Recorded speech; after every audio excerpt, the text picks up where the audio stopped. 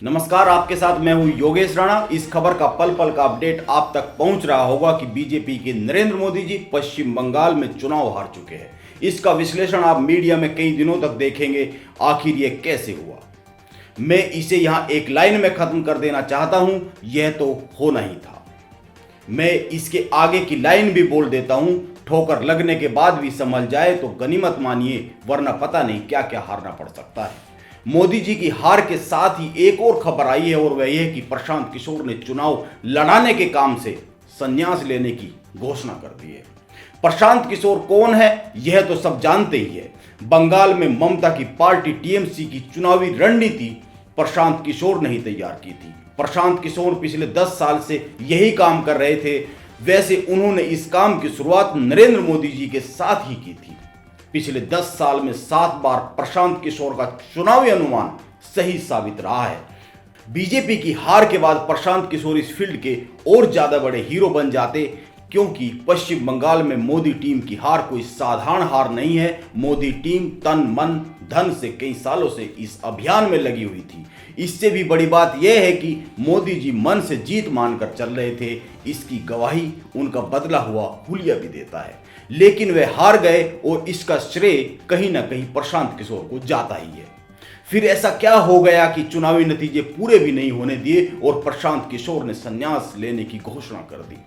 पहले यह जान ले उन्होंने कहा क्या है, इसके बाद यह जानने की कोशिश की जाएगी कि उन्होंने अपने करियर के शीर्ष पर यह निर्णय क्यों लिया। मीडिया से बात करते हुए प्रशांत किशोर ने कहा, मैं जो करता हूं अब उसे जारी नहीं रखना चाहता। मैंने काफी कुछ किया है, मेरे लिए एक ब्रेक लेने और जीवन में कुछ और करने का समय आ गया है। मैं इस जगह को छोड़ना चाहता हूं। जब उनसे पूछा गया कि राजनीति में वापसी करेंगे तो उन्होंने कहा, मैं एक विफल नेता हूं, मैं वापस जाऊंगा और देखूंगा कि मुझे क्या करना है। प्रशांत किशोर ने यह भी कहा है कि मोदी जी की लोकप्रियता का यह मतलब नहीं है कि बीजेपी हर चुनाव जीत जाएगी। बीजेपी नेताओं ने 40 रैलियां कर ली, इसका मतलब यह कतई नहीं था कि टीएमसी हार जाएगी। प्रशांत किशोर ने संन्यास क्यों लिया? सबसे बड़ा सवाल यह है, कहा जाता है कि समझदार खिलाड़ी वही होता है जो शीर्ष पर पहुंचकर ढलान शुरू होने से पहले ही संन्यास ले ले। क्या यह उनका शीर्ष था? क्या मोदी टीम को अब वे हराने की रणनीति बनाने से डर गए हैं? उनका अपना सर्वश्रेष्ठ खो जाने का डर उन्हें सताने लगा है। नरेंद्र मोदी जी और अमित भाई शाह जी ने बंगाल के चुनाव में बहुत मेहनत की थी। मेरी नज़र में यह उनके लिए 2014 के बाद सबसे महत्वपूर्ण चुनाव था। इस चुनाव में उनकी जीत लिखे जा रहे इतिहास को किसी अलग ही दिशा में मोड़ देती और सारी मेहनत के बाद बीजेपी यह चुनाव हार गई। ठीक है, ममता की पार्टी जीती है। जीत के बाद आंखों को केवल नेतृत्व कर रहा नायक ही दिखता है, लेकिन इतिहास की आंखें ज्यादा गहरी होती है, ज्यादा पैनी होती है। वह कुछ लाइनें रणनीतिकारों के लिए भी बचाकर चलता है। यह जीत कोरोना को लेकर पिछले 1 साल में नरेंद्र मोदी सरकार से हुई चूकों को पहुंचने का काम करने वाली थी, लेकिन ऐसा नहीं हुआ। प्रशांत किशोर का दिल किस तेजी से धड़क रहा है यह तो वो ही जाने, लेकिन सीधे राजनीति में जाने की उनकी इच्छा बहुत पुरानी है। उन्होंने अपनी बातों में इस ओर इशारा भी किया है। आपको याद होगा, प्रशांत किशोर 2011 में उस वक्त चर्चा में आए थे जब मोदी जी ने 2012 के गुजरात विधानसभा चुनाव से पहले वाइब्रेंट गुजरात का स्ट्रक्चर देकर पूरे देश को आकर्षित कर लिया था। इसकी तैयारी प्रशांत किशोर ने ही की थी। 2012 के गुजरात विधानसभा चुनाव में प्रशांत किशोर को बीजेपी के प्रचार की जिम्मेदारी मिली और तब 182 में से 115 सीटें जीतकर नरेंद्र मोदी तीसरी बार मुख्यमंत्री के तौर पर चुने गए थे।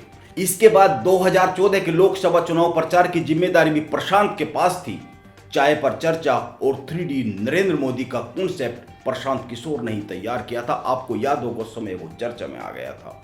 इसी के बाद चुनाव रणनीतिकार के तौर पर उनका नाम बहुत बड़ा हो गया था। इसके बाद उन्होंने कई पार्टियों को चुनाव लड़ाए। 2020 में केजरीवाल के दिल्ली विधानसभा चुनाव के रणनीतिकार भी प्रशांत किशोर ही रहे हैं। वैसे प्रशांत किशोर ने इशारा किया है कि वह सीधे तौर पर राजनीति में आने का मन बना रहे हैं, भले ही वह एक बार पहले फेल हो चुके हो।